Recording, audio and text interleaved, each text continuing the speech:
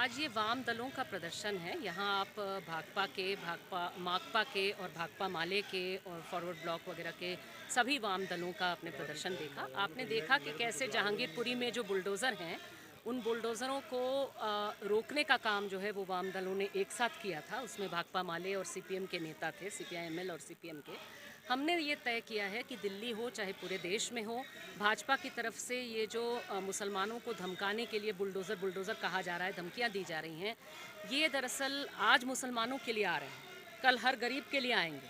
हमारे संविधान पर आ रहे हैं ये, हमारे लोकतंत्र पर आ रहे हैं ये, और इसके खिलाफ देश के हर नागरिक को, हर गरीब को खड़ा होने की ज़रूरत है और उनको सचेत करके खड़ा करने का काम ये वामपंथ लेती है। और हम उम्मीद करते हैं, हम सारे विपक्षी दलों से कहते हैं कि आपको भी आना चाहिए। हम एक नारा देने के पक्ष में हैं कि भारत के भाईचारे पर नहीं चलेगा बुलडोज़र। मैडम, जिस दिन से जहांगीरपुर में बुलडोजर चला है, मिसेस करात ने उनको जाके रोका भी है, उस दिन से जो भारतीय जनता पार्टी है दिल्ली की, वो काफ़ी आपके ऊपर आक्रामक है। क्या कहना चाहते हैं? ये सिर्फ हम पर क्या आक्रामक है, हम भाजपा का हम लोगों पर आक्रामक होना ये हमारे लिए जो है ये गर्व का विषय है। अच्छी बात है भाई, हम अगर इतना भी सक्रिय नहीं होते कि आप हम पर आक्रामक हों तो ये तो हमारे लिए बड़ा शर्म की बात होती। हमारा मानना है कि देखिए, ये कुल मिलाकर हम पर इसलिए आक्रामक है क्योंकि संविधान के पक्ष में और देश के गरीबों के पक्ष में हम खड़े हैं। हम जानते हैं कि हर बस्ती में जहाँ पर भी झुग्गी बस्ती होती है उसको अतिक्रमण कहा जाता है। भाई, आप अडानी अंबानी के जो घर हैं, अंबानी का घर है एक एंटिला बम्बई में, ज़रा उसका रेड करा के दिखा दीजिए। तो उसने तो ज़मीन तो क्या आसमान पर भी अतिक्रमण कर रखा है, उसको तो हाथ नहीं लगाइएगा, ठीक है, कभी उसके खिलाफ कुछ ना बोलिएगा। तो जो अमीर हैं उनके घरों पर कभी बुलडोज़र नहीं चलते, गरीबों के घरों पे चलते हैं। और आज वो गरीबों को हिंदू मुस्लिम में बांट रहे हैं। पहले मुसलमानों का घर खाली करेंगे, फिर गिराएंगे, फिर दलितों का घर गिराएंगे, परसों जो है वो अन्य गरीबों का गिराएंगे। तो इस मंशा को समझ करके गरीबों को एकजुट होकर के बुलडोज़र राज के खिलाफ खड़ा होना होगा, मुसलमानों के पक्ष में खड़ा होना होगा, और ये ज़रूर होगा। और भाकपा माले और जो वाम दल हैं, बिल्कुल हम लोग तैयार हैं, तैनात हैं इस काम को करने के लिए। प्रधानमंत्री कुछ नहीं बोलते, नौकर शाह उनको पत्र लिखते हैं, उसके बावजूद भी वो कुछ नहीं बोलते हैं, तो इसके पीछे क्या है, वो बोल क्यों नहीं रहे? दरअसल बोल रहे हैं और सुनने वालों को वो सुनाई दे रहा है। इसको कहते हैं डॉग विसल। जो है, कुत्तों के कान बड़े तेज़ होते हैं ना, तो इंग्लिश में कहा जाता है डॉग विसल। तो ऐसा विसल दो जो सिर्फ कुत्ते को सुनाई दें, दूसरों को ना दें।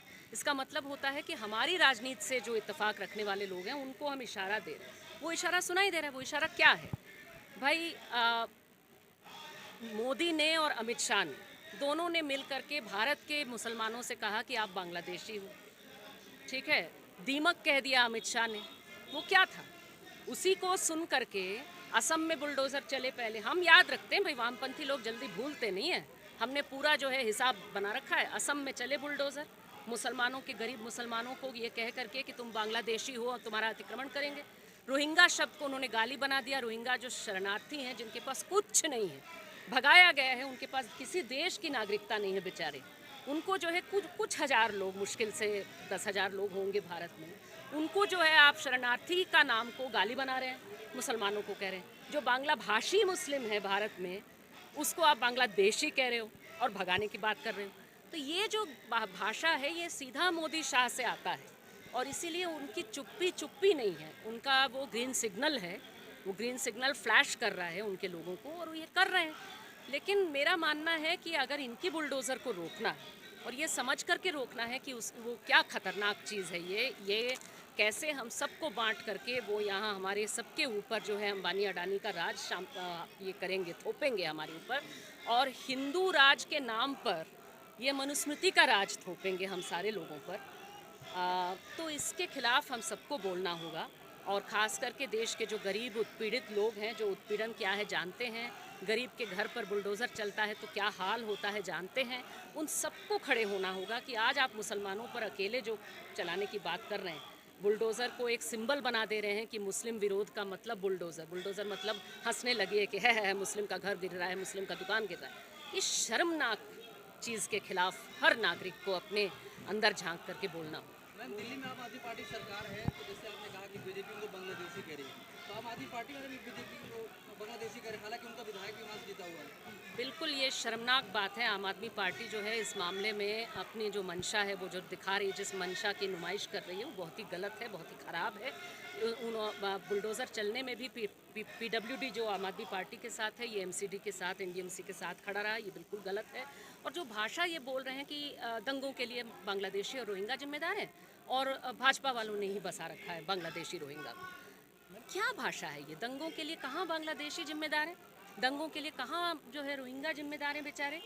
दंगों के लिए जो लोग जुलूस प्रदर्शन में कह रहे हैं कि भाई गाली देते हुए, मुस्लिम के लिए गाली का शब्द यूज़ करके कि काटे जाएंगे तो राम राम चिल्लाएंगे, भारत में रहना होगा तो राम राम कहना होगा। हमारी अदालत इनके लिए क्यों लक्ष्मण रेखा नहीं खींच रही? उमर खालिद आलोचना कर रहे हैं प्रधानमंत्री का भाषण को, जुमला बोल रहे हैं तो उनके लिए खींच रहा है लक्ष्मण रेखा, इसके लिए क्यों नहीं? और आम आदमी पार्टी इस पर क्यों नहीं बोल रही? तो ये बिल्कुल आम आदमी पार्टी की सरकार का मैं तो कहती हूँ कि एकदम माने शर्म में डूब मरने का समय है आम आदमी पार्टी के लिए कि ये सोचते हैं जो काम कर रहे हैं ये दरअसल दिमागी भ्रष्टाचार है, ये आइडिया के लेवल पर भ्रष्टाचार है जो कर रही है। हनुमान चालीसा को लेकर आजकल बहुत बवाल हो रहा है देश में। कोई कह रहा है चौराहे पे पढ़ेंगे, कोई कह रहा है मुख्यमंत्री के दरवाजे पे, तो कोई कह रहा है कि मस्जिद के सामने। कैसे नहीं, देखते मेरा हैं आप? मानना है कि देखिए जो भी कोई धर्म है, जो धर्म को मानता है वो कुछ अपने भीतर अपने बारे में समझने के लिए उसे मानता है, अपने को बेहतर करने के लिए उसे मानता है। जो भी किसी धर्म को मानता है, किसी भी आइडिया को मानने वाला, मैं किसी धर्म को नहीं मानती, लेकिन मैं जिस भी मैं विचारधारा को मानती हूँ तो मेरे लिए वो कोई धर्म नहीं है। हम चाहते हैं कि मार्क्सवाद हो, देश का संविधान हो, उसे समझ करके मैं खुद को बेहतर करूँ ना। तो ये क्या है कि किसी धर्म के नाम पर आपका तरीका होगा कि उस धर्म को मनाने के लिए आप हनुमान या राम जी को याद करने के लिए आप जाएंगे और मस्जिद के सामने गाली गलौज करेंगे, कहेंगे कि राम का नाम लो वरना भारत में मत रहो। ये बिल्कुल ही गलत चीज़ है। और इसमें साहिर लुधियानवी का जो सुंदर गीत था जिसमें उन्होंने भारत के पार्टीशन पर लिखा था कि जिस राम के नाम पर माने घर टूटे, जिस राम के नाम पर किसी के लाज छीनी जाए, उस राम का माने आप क्या समझते हैं कि आप उसका सम्मान कर रहे हैं? आप सम्मान तो कर नहीं रहे हैं, आप अपमान कर रहे हैं। तो ये बिल्कुल बहुत ही ख़राब, बहुत ही गलत चीज़ है जिसका विरोध हर व्यक्ति को और ख़ास करके हर सच्चे दिल से हिंदू को विरोध करना चाहिए। मैडम, कुछ दिनों से असामाजिक तत्वों के द्वारा दो धर्मों को बांटने की कोशिश की जा रही है, तो आम आदमी जो लोग हैं इनको क्या करना चाहिए कि ऐसा देश में ना हो? देखिए, आम व्यक्ति को पहले तो ये सोचें समझें कि हम सिर्फ अपने बारे में ना सोचें। मेरे अगर बगल के घर में किसी को गाली दी जा रही है, किसी को धमकी दी जा रही है, तो आप अगर उनके साथ जाके खड़े हो जाएंगे तो शायद वहाँ का जो बच्चा है वो इतना परेशान नहीं होगा, इतना छटपटाएगा नहीं और पथराव भी नहीं करेगा। उसको भी लगेगा कि नहीं, मेरे साथ मेरे बगल के लोग हैं, मैं अकेला नहीं हूँ। तो मेरे ख्याल से और हर हिंदू को खास करके ज़रूरी है कि वो अपने अगल बगल जो मुसलमान रहते हैं, ईद के दिन जाइए उनके घर पर, उनसे गले मिलिए, उनसे कहिए कि बिल्कुल आप इस देश के हैं, आप इस देश में वेलकम हैं, आप हमारे मोहल्ले में वेलकम हैं और हम आपकी रक्षा करेंगे अगर कोई आपको मारने आएगा। ये करना सबसे ज़्यादा ज़रूरी है।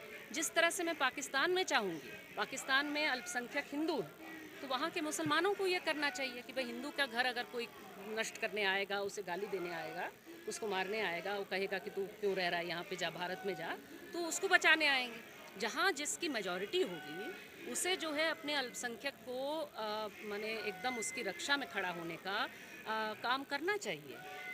जैसे हमारे भारत के लोग अमेरिका में जाते हैं तो कोई अगर कह देगा भाई भारत के हो, काले नस्ल के हो, भाग जाओ, उसके पक्ष में लोग खड़े होते हैं ना, सफ़ेद नस्ल के भी लोग। उस तरह से हमें सोचना चाहिए और उस तरह से हमें करना चाहिए। मैम, बीजेपी की छवि ना हिंदुत्ववादी है, लेकिन दिल्ली में भी एक मंदिर है नीलकंठ मंदिर, उस पर भी अतिक्रमण समझ के बुलडोजर चलाने का ऐलान आया। तो जो मेन स्ट्रीम मीडिया के एंकर्स हैं वो ये कह रहे हैं कि बुलडोजर तो सेकुलर निकला। नहीं, ये गलत चीज़ है। देखिए कि बुलडोज़र वो दिखावे के लिए वो मंदिर को भी दिखा रहे हैं, लेकिन थोड़ा सुनिए कि क्या भाषा बोली जा रही है। बोला जा रहा है कि दंगाई जहाँ जहाँ होंगे हम बुलडोज़र चलाएंगे। बीजेपी के नेता जो है वो पोस्टर निकालते हैं बुलडोज़र चलाएंगे कहते हुए, और ये सीधी सी बात है कि वो ख़ास करके जहाँ पर कोई दंगे जैसी स्थिति खुद उन्होंने पैदा किया बीजेपी वालों ने, वहाँ पर आप अगले ही दिन क्यों भेज रहे हैं बुलडोज़र? भाई ये बात सुप्रीम कोर्ट को भी समझना चाहिए। सुप्रीम कोर्ट कह रही है कि नहीं, वो सिर्फ अतिक्रमण है या नहीं है, अतिक्रमण हटाने का अधिकार है कि नहीं है, सिर्फ उस दायरे में देखना नहीं चाहिए ना नागरिकों को ना सुप्रीम कोर्ट। हमें ये सवाल पूछना चाहिए कि जहाँ पर कोई सांप्रदायिक सौहार्द को बिगाड़ने की घटना हुई है उसी जगह पर अगले ही दिन, चाहे मध्य प्रदेश हो, चाहे यूपी हो, चाहे दिल्ली हो, चाहे कहीं हो, क्यों आप कैसे बुलडोज़र भेजेंगे? उससे क्या सांप्रदायिक सौहार्द बनेगा?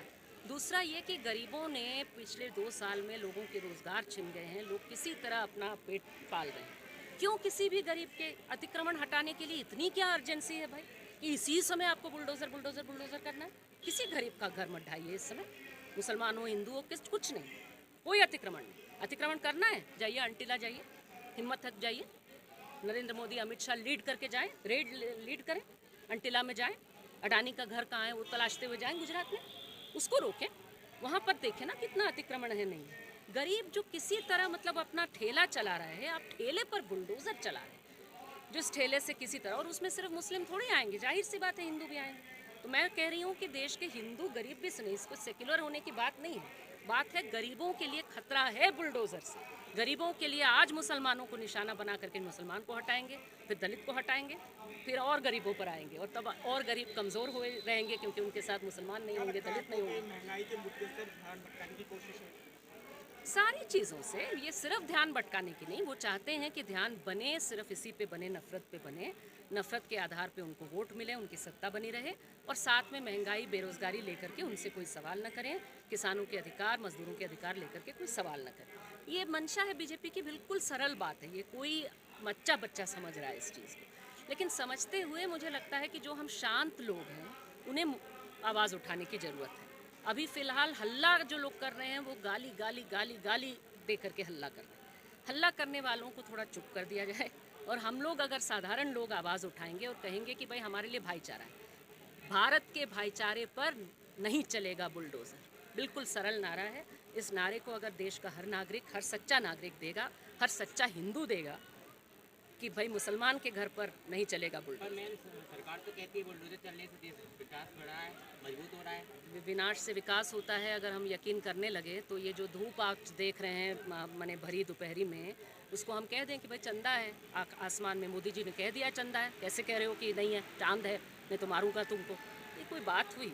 सीधी सी बात है कि विनाश से विकास नहीं होता, और अतिक्रमण हटाना जो है ये अभी का कोई वो नहीं है।